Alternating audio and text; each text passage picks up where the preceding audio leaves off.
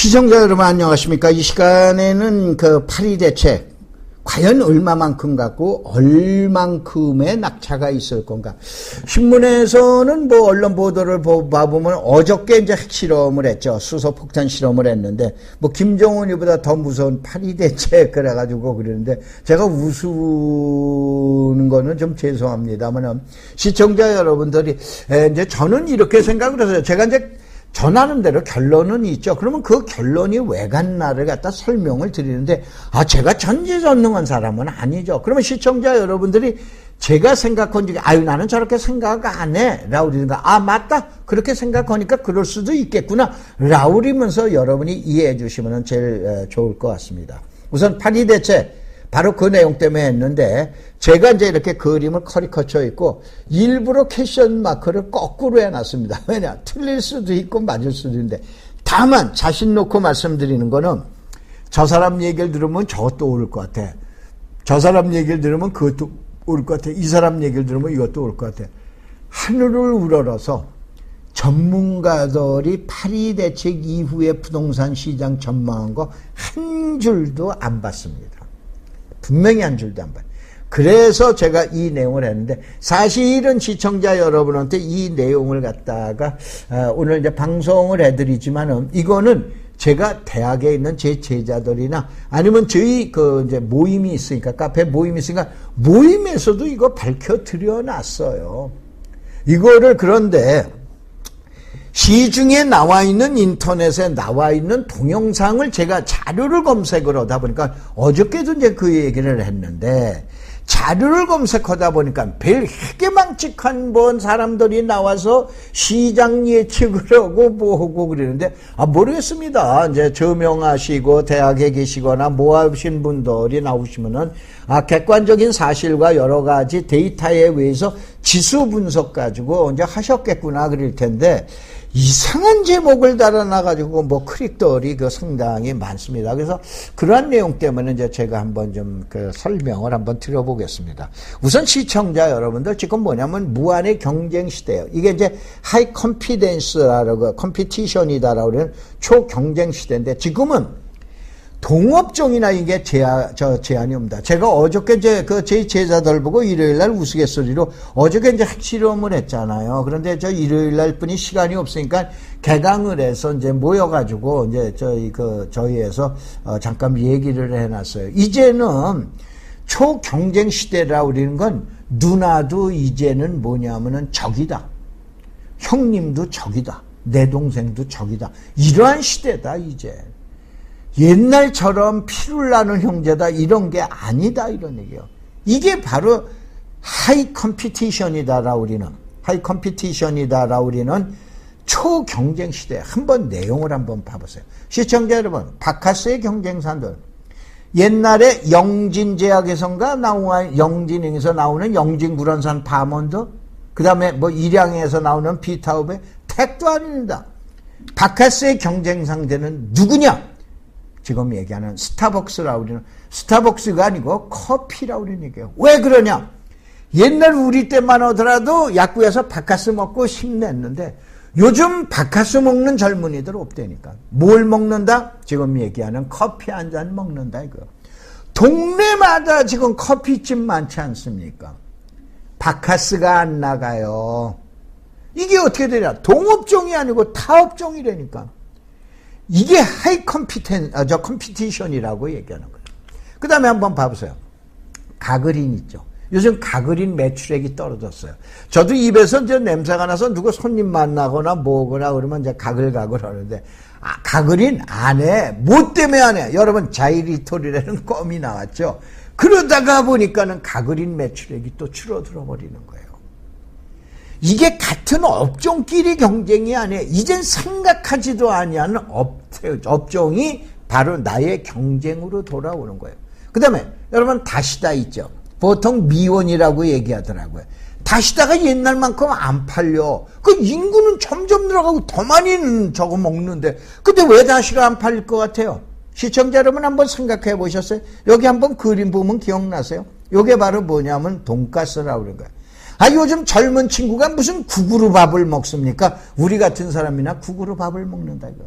그 요즘 젊은 애들 뭐 먹어? 돈가스, 서양식에다가 여러분 미원 넣고 다시다 넣는 거 보셨어요? 다시다가 안 팔립니다.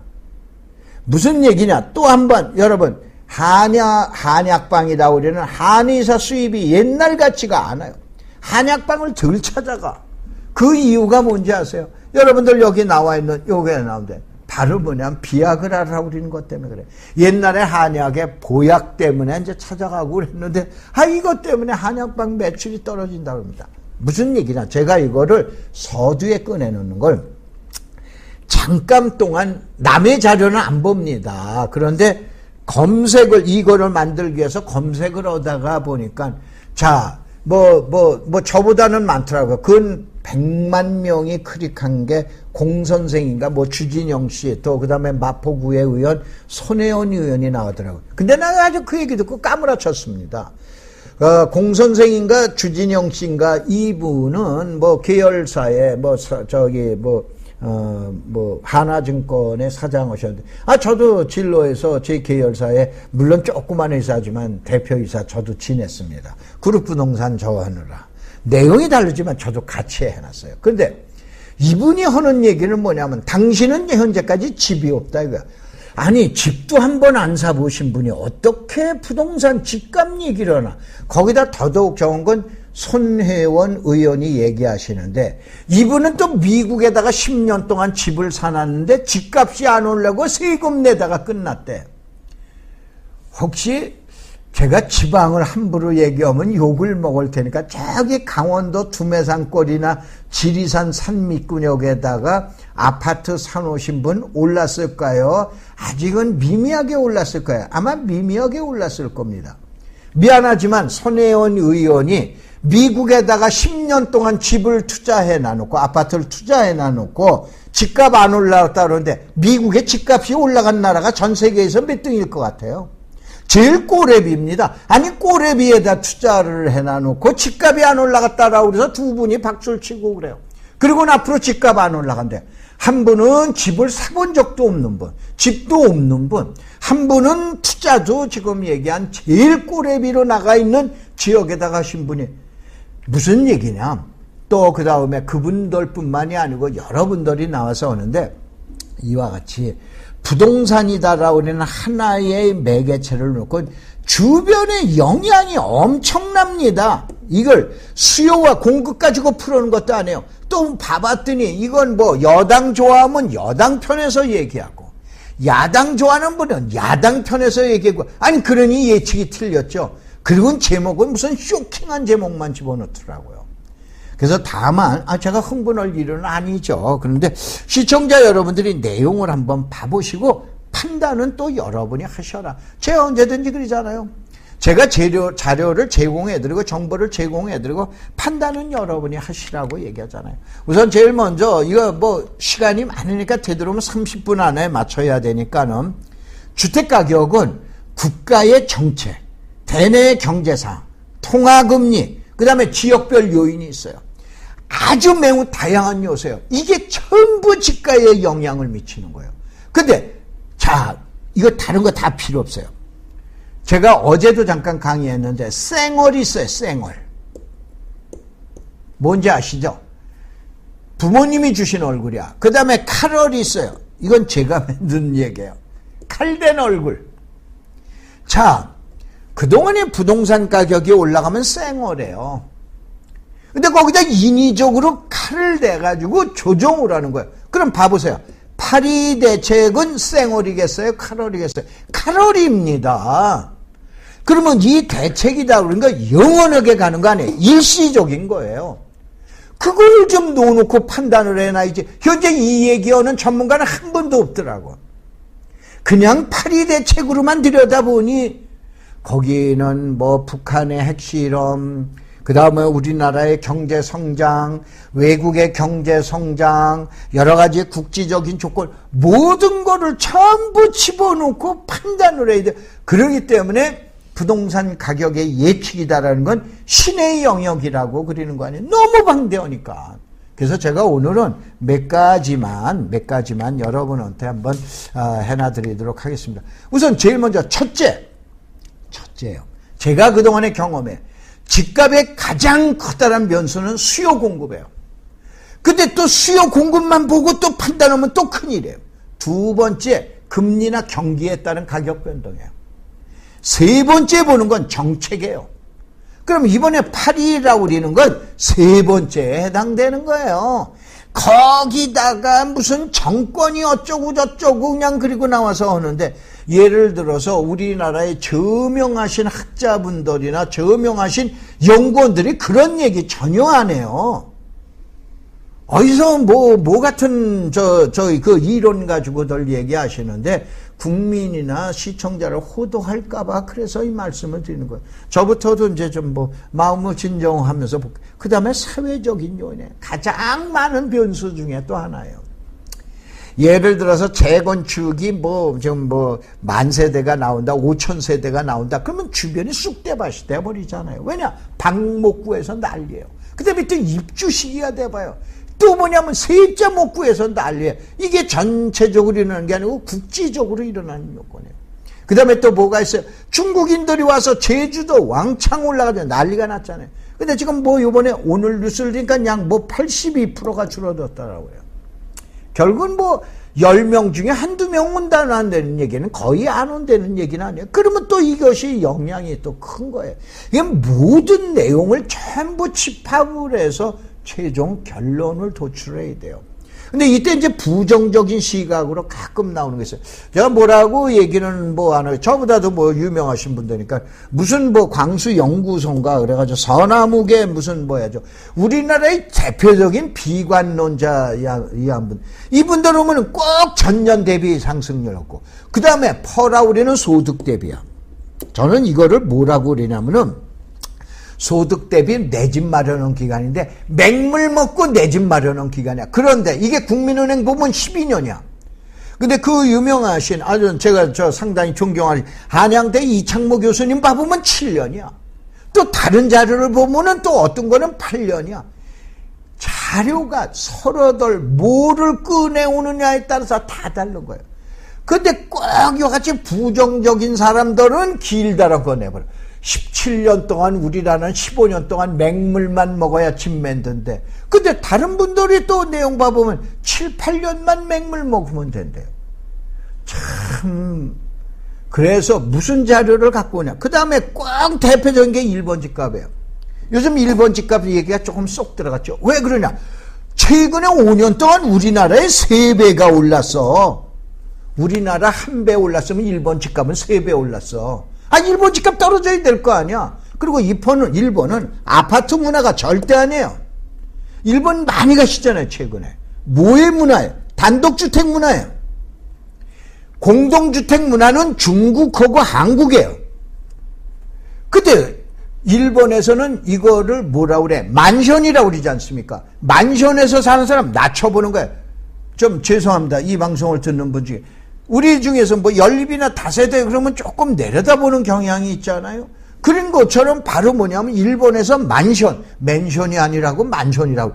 만션에서 사는 사람들은 낮춰보는 거야. 그걸 또 우리나라 아파트 가격하고 비교해요. 다시 한번 다양한 용도로 좀 보셔야 돼요.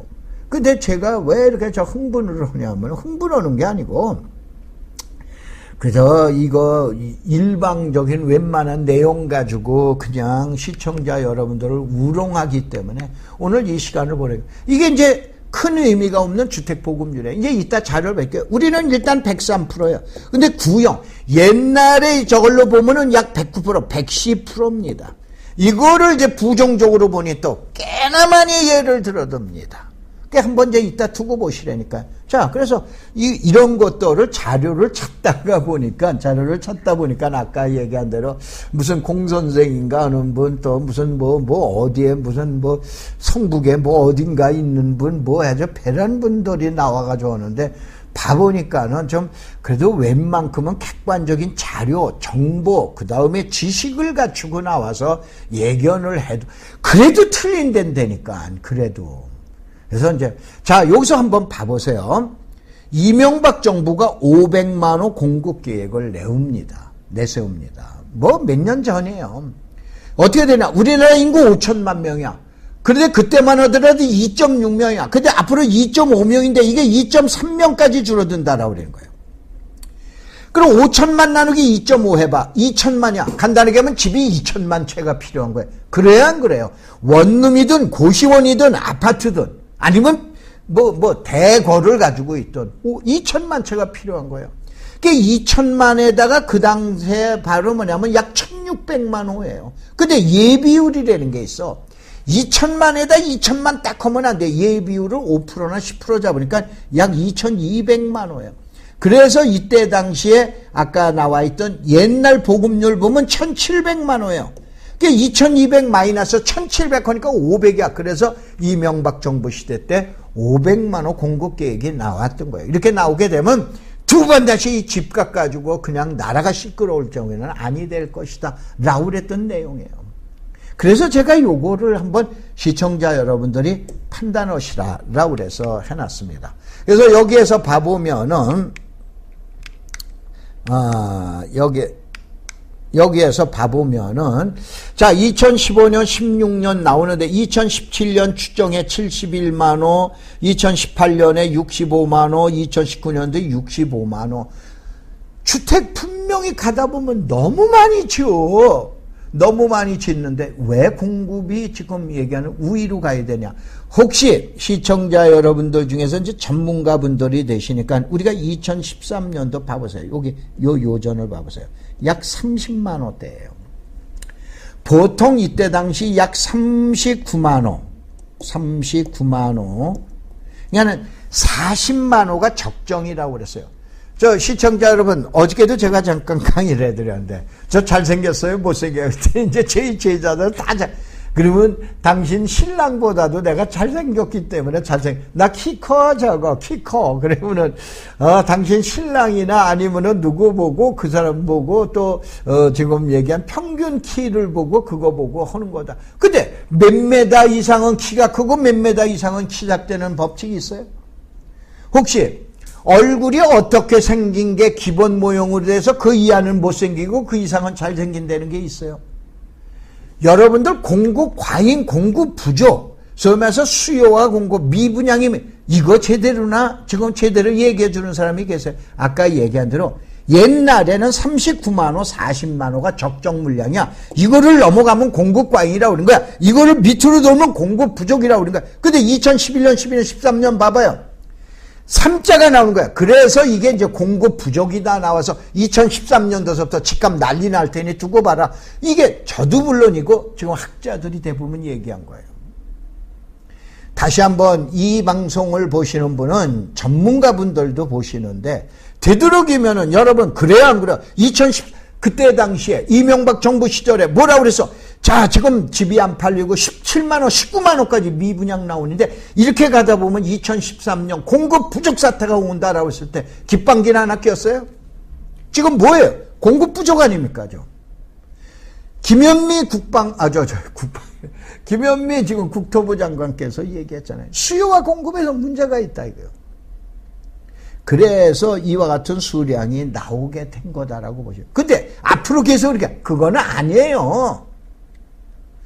어저께도 저희 제자분 중에서 이제 공인중개사분들이 이제 저희 이제 숭실사이버대 부동산학과다 보니까는 이제 공인중개사분도 중개분 교수님 제일 많은 질문이 인구는 줄어드는데 주택은 집은 자꾸 저렇게 지는데 앞으로 집값 떨어지지 않겠어요? 참 난감하다 이런 얘기.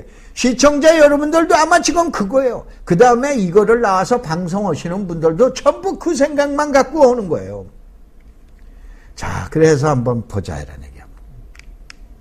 우선은 지금 봐보면은 연평균 공급이 39만 호인데 이게 이제 앞으로 2020년도 정도 되면 약 20만 호에서 30만 호대 간단하게 하면 30만 호 내외로 공급이 줄어들어요. 또 그렇게 돼야 돼요. 지금은 조금 더 지어줘야 되니까 아직은 주택이 마땅하지가 않다 이런 얘기예요. 그 다음에 연평균 거래량은 이거는 어디에 객관적인 데이터 없어. 그동안에 내 경험이야, 제 경험이야. 다시 한번 어바웃으로 한 제 경험이에요. 아까 얘기한 대로. 그래서 약 100만 호가 거래가 됐다. 거래량 좋네.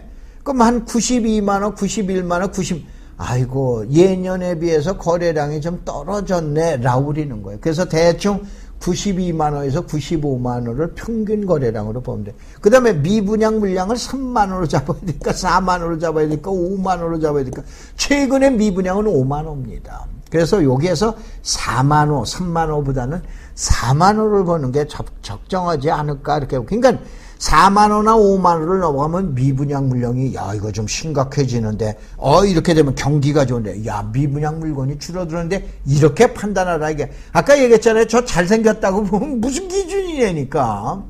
그거를 얘기를 하는 거다 이런 얘기예요. 그래서 이런 내용을 시청자 여러분한테 그래서 무지렁이 셈법이라고 그랬어요. 자 무식해. 저 안 배웠습니다. 안 배우기는 배울 거 다 배웠으면은 지금 그렇게 하면서 평균 법칙을 시청자 여러분한테 가르쳐주고 저하고 같이 고민을 해보자 이거예요. 그래서 앞으로 어떻게 될 건가 예측을 해봐보자 이런 얘기예요. 자 그러면은 이제 여기서 봐보면은 먼저 부동산은 왜 오를까 봐보면은 가장 중요한 건 소득 증가예요. 주머니에 돈이 생겨야 돼. 그 다음에 어느 나오는데 자 이거는 시간이 기니까 봐보세요. 바로 대량 실업자의 그 탄생이 어떻게 1929년도 아니에요. 그 유명한 시카고에서부터 그냥 난리가 나는 거예요. 근데 왜 그런 거예요? 이게 기술 혁신이라는 게 이런 거예요. 이때 이제 슌페터 경제학자의 동태설이라는 게 나오고 이러니까 이때의 자본주의의 멸망을 예견을 했던 게 이 슌페터 교수 아닙니까? 그리고 이제 공산주의의 저걸 해서 이때 당시에는 그러다 보니까 1930년대 40년대 그 유명한 프롤레타리아 혁명이라는데 막상 또 해보니까 아니야 걔네들이 자본주의가 결국은 승리하는 거 아닙니까? 그래서 이것처럼 시청자 여러분 보는데 이때는 고용절벽이야. 그 다음에 일본의 디플레 1991년을 기점으로 해서 그 다음에 그 이후에 지금 얘기한 부동산 지금 소비가 감소하게 돼요. 왜 그러냐? 늙은이 세대다 이거예요. 왜냐? 나도 늙은이기 때문에 얘기하는 겁니다. 저도 6학년이니까는. 그러면은 지금 이와 같은 늙은이 세대가 니까 소비가 떨어지는 거예요. 이건 과거에 매스 머션다이징에 의해서 대량 생산을 내오다가 그 다음에 이거 아무래도 좀 덜 쓰게 되죠. 덜 먹고. 저 중국집에 가서 짜장 곱빼기 못 먹습니다. 근데 시청자 여러분은 지금 먹잖아요. 내 나이가 되면 못 드셔. 그러면 그만큼 줄어드는 거야. 소비가 줄어드는 거야. 그게 소비 감소라고 그러는 거에 의해서 바로 뭐냐면은 일본 디플레이션이 온 거예요. 그 다음에 2007년 이제 조금 이따 한번 내용을 봐보세요. 전 세계가 바로 뭐냐면은 인베스트 투자 경쟁이 나옵니다. 그래서 세계 5대 투자은행 중에서 이것이 뭐냐? 너무 뺑뺑하게 해요. 그래서 제가 우스갯소리로 그립니다. 이솝우화 얘기를 했어요. 어디 가서 황소를 봤어, 애들이. 그래 아빠 보고 와가지고 아빠 아빠 배보다 저도 배가 많이 나왔습니다. 아빠 배보다 더 큰 짐승을 봤어. 그러니까 배 쑥 내밀어. 그러다 아니 그보다 더 커. 그냥 더 내밀어. 아니야 그보다 더 커. 그러니까 더 내밀으다 배가 뻥하고 터졌다라고 그러죠. 이솝우화의 개구리 우화 잘 아시지 않습니까? 이것처럼 바로 뭐냐면은 세계 각국은 지금 얘기한 투자에 대한 전쟁이 벌어져요. 그래서 이 투자를 매개했던 5개 은행 중에 3개, 그 유명한 리먼 아닙니까? 리먼, 메릴린치, 베어스턴스, 이 3개 투자은행이 세계 5대 투자은행 중에서 3개가 터져버리니 전 세계가 글로벌 리스크가 닥치는 거 아니에요? 그런데 이때 버블이 붕괴되는 거예요. 그러면 이게 3종 세트야. 근데 이게 다 면역이 된 거예요. 이제 면역이 된 거예요. 다시 한번. 어제 북한에서 수소폭탄 실험을 했다는데 처음 했으면 저건 난립니다. 근데 몇 번 하다 보니까 면역이 든 거야. 면역이. 그러니까 외국 사람들이 이상하댄다면요. 그렇지 않아도 제 친구가 며칠 있다 들어오는데 이제 저 얼마 전에 전화 와서 야, 저 한국은 괜찮냐? 그래서 야, 인마 네가 저거 친한 고등학교 멤버 중에 하나니까 야, 인마 네가 겪어봐서 그러지. 한국 조용해. 니네들이나 좀 너무 시끄럽게 떠들지 말라고 그래. 라고 그러면서 저도 우스갯소리로 그 얘기를 했습니다만은 바로 뭐냐면 이와 같은 그 내용을 갖다 경험했어요. 그런데 한번 자 다음 편에 한번 봐보세요. 자 지금 나와 있는 것처럼 자, 한번 봐보세요. 요게 주식 실물 이제 커플링에서 시청자 여러분은 이제 뭐 우리 공인중개사분들은 요거 잘 아세요. 제일 먼저 시장 경기가 좋아져야 돼요. 시장 경기. 시장이 잘 살아나야 돼요. 그러면 시장이 잘 살아나는 걸 냄새를 가장 많이 먼저 맡는 게 주식이라는 놈이에요. 그 주식이 3개월 전서부터 냄새. 아이고, 석 달 후에는 이제 경기가 좋아지겠구나. 그 주가가 올라. 그리고 난 다음에 2, 3개월이 지나면은 시장 경기가 좋아지는 거예요. 아셨어요? 우리가 연경제 성장률 지금 3%대로 가니까 주가가 지금 난리가 나는 거 아닙니까? 먼저 움직인다니까, 주식이라는 애. 냄새를 먼저 맡는 거예요. 그 다음에 냄새를 맡는 게 금리예요. 그러다 보니까 이제 금리가 1개월 차이. 그러니까 미국 경기가 좋다니까 금리 올리려고 그러잖아요. 우리도 경기 좋아지면 이제 금리 올립니다. 그럼 또 부동산에 치명타 입어요. 이것도 치명타까지는 아니지만 영향을 미친다. 이것도 감안을 하셔야 돼요. 아까 왜 제가 첫 번에 그 얘기를 했죠. 이제는 하나가 아니야. 다양한 게 다 경쟁 상대예요. 하이 컴피티션이다라고 그러는 초경쟁 사회다 이거. 그리고 난 다음에 바로 뭐냐면 부동산이 올라갑니다. 부동산이 제일 마지막에 오르는 거예요. 그런데 이 부동산이 올라가는데 이거를 후행한다고. 그래서 부동산은 후행을 하게끔 돼 있어요. 그런데 경기가 좋아지려면 아니 어느 날 반도체가 좋아진데도 경기가 별로 안 좋아져. 또 그 다음에 어느 날 선박이 그냥 배 수출이 엄청 잘 돼. 그러면은 그냥 경상남도 일대만 호황이지 나머지는 호황이 아니야. 전국은 호황이 아니야. 그러면 대한민국 전국을 지금 호황으로 이끄는 건 바로 뭐냐? 부동산을 앞장세우는 방법뿐이 방법이 없었던 거예요. 이건 다른 방법이 없어요. 그러면 어떻게 되냐? 후행하는 놈을 선행시키는 거예요. 이게 언제냐? 사실은 몇 분들 그 얘기를 하되 이명박 정부, 박근혜 정권, 어쩌고저쩌고인데 실질적으로 이와 같은 부동산을 앞장세워서 가장 대한민국 경제가 무너지지 않게 성공한 대통령이 김대중 대통령이십니다. 전 세계 우리나라만 IMF 걸렸잖아요. 보통 2년에서 3년 간다고 했어. 몇 개월 만에 졸업해? 6개월, 8개월 만에 졸업. 그건 뭐 때문인 거예요? 부동산을 갖다 선행지표로 끌어온 거예요. 그게 훌륭한 대통령 아닙니까? 이념 가지고 자꾸 이러한 부동산에 대한 내용을 평가하지 마셔라 이거예요. 왜 그러냐? 이명박 정부 때는 전 세계가 세계 5대 은행 중에서 세계 3대 은행이 무너졌는데 그러니까 경기가 나빠지는 거 아니에요. 그러니까 부동산 가지고 살릴 방법이 없어. 아니 어느 날 선박이 수출이 잘 돼요? 아니 어느 날 반도체가 수출된다고 대한민국 경기가 좋아지냐 이거요. 아까 얘기했잖아요. 칼월이야 칼월. 일시적이야. 영원한 게 아니야. 소득 증가는 영원한 지금 얘기하는 쌩얼이야.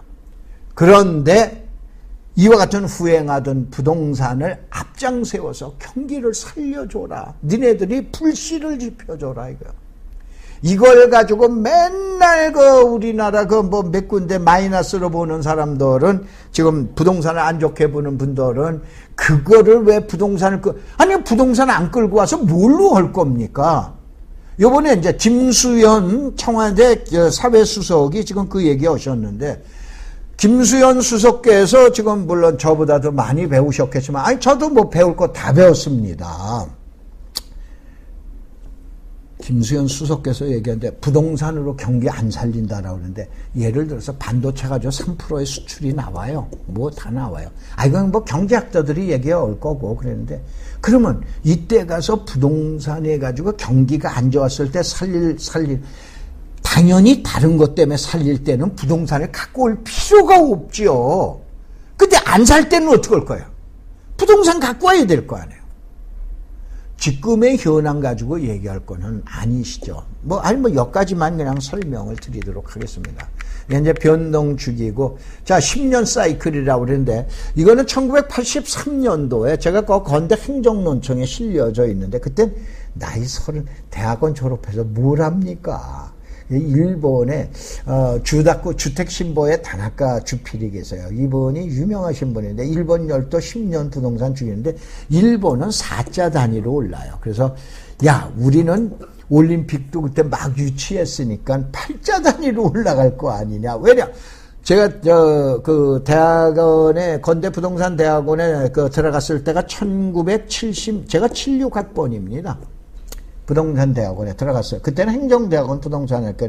그래서 1978 맞아요. 그래서 78년도 사건을 겪어봐요. 그래서 그때 부동산이 많이 올라갔을 때니까. 그래서 그 다음에 1968년도 김신조 때에 부동산 가격이 또 폭등을 해요. 그래서 요때 요 사건들을 대학원에서 이제 배우고 88년도에 올려가겠다라고 그러는데 지금도 강남에 계신 분들 기억나실 거예요. 86년도에 우리나라 최초의 아세안 게임 했죠. 그동안에 돈이 없어서 능력이 없어서 수주했다가 반납하면은 방콕 태국에서 가져갔어. 그땐 태국이 더 나은 나라였어요. 그래서 반납을 하다가 1986년도에 처음으로 아세안 게임을 했는데 이때도 아파트 가격 안 올랐어. 자, 강남에 계신 분들, 아시아 선수촌에 사시는 분들, 이때 당시에 돈 10만 원만 주면은 길거리 가다가 지금 얘기한 종이 한 장 써가지고 계약하던 거 기억나세요? 가계약 쓰는 거. 물론 이제 그때 100만 원 받기는 해놨지만 10만 원이면 가계약금으로 받아줬어요. 아시아 선수촌 지금 그 얼마나 유명해. 15억, 18억 가는. 그런 것들을 1986년도 아세안 게임 할 때 지금 얘기한 대로 길거리에서 팔아도 팔리지도 않았어요. 그리고 가끔 제가 그럽니다. 이렇게 떠드는 나는 그때 한 10채만 사놨으면은 참 뭐 고생 안 하고 잘 살았을 텐데 이제 이런 얘기를 이제 합니다. 이제 그런데 참 바로 뭐냐면 10년 주기론 때문에 잠깐 얘기를 해드리는데 요거는 간단한 거예요. 자, 여기에서 내용 나오는 것처럼 안정기 그냥 오르고 나면은 그냥 3년에서 5년 동안 개미 눈곱만큼 올라간다라고 그래. 그 다음에 1, 2년 동안 피크가 와요. 얘 1, 2년이야. 그 다음에 이제 경기가 엄청 안 좋은 게 보통 2, 3년이야. 그래서 대충 봐보면은 10년인데 이 10년이 뭐냐면은 경기 사이클에는 장기 순환이라는 게 있어요. 이게 이제 콘트라티에프 교수가 발견했다. 그래서 이 사이클이고 중기가 있는데 이거는 이제 50년 단위야. 중기가 주글라 박사가 저거 했다라고 그러는데 이게 보통 8년에서 10년 주기예요. 그 다음에 단기 파동이라는 게 이제 키친 교수가 발견했다라고 해서 키친 사이클이라고 그러는데 이게 이제 약 40개월, 약 3년에서 4년을 주기로 해서 갑니다. 그럼 지금 50년 주기 이제 거의 갔어요. 10년 주기 옛날에 80년대야. 지금은 뭐냐면 단기 파동인 거예요. 무슨 얘기냐? 서서히 결론 날아가자고요. 부동산도 주기도 일반 경기하고 비등하게 가니까 순환이 거의 비등하게 가니까 여기에서 유념할 거는 부동산의 주기도 이제는 단기 파동으로 갈 수밖에 없다. 뭐 옛날처럼 10년 주기 얻은 건 이건 내가 지금 얘기하는 와가지고 얘기를 갖다 해놓으면서 물론 이제 누가 했는지 모르지만 저는 제가 제일 먼저 했다라고 그래요. 아니야 지금은 그런 내용을 갖다가 놓고 보자 이런 얘기예요. 그래서 이제 여기서 1강을 마치고 2강은 잠시 쉬었다가 왜냐면 30분 단위로 저걸 해야 이건 뭐 길게 할 거 뭐 있습니까? 그래서 2강은 조금 쉬었다가 이제 다시 이제 시작들 하도록 하겠습니다. 고맙습니다. 감사합니다.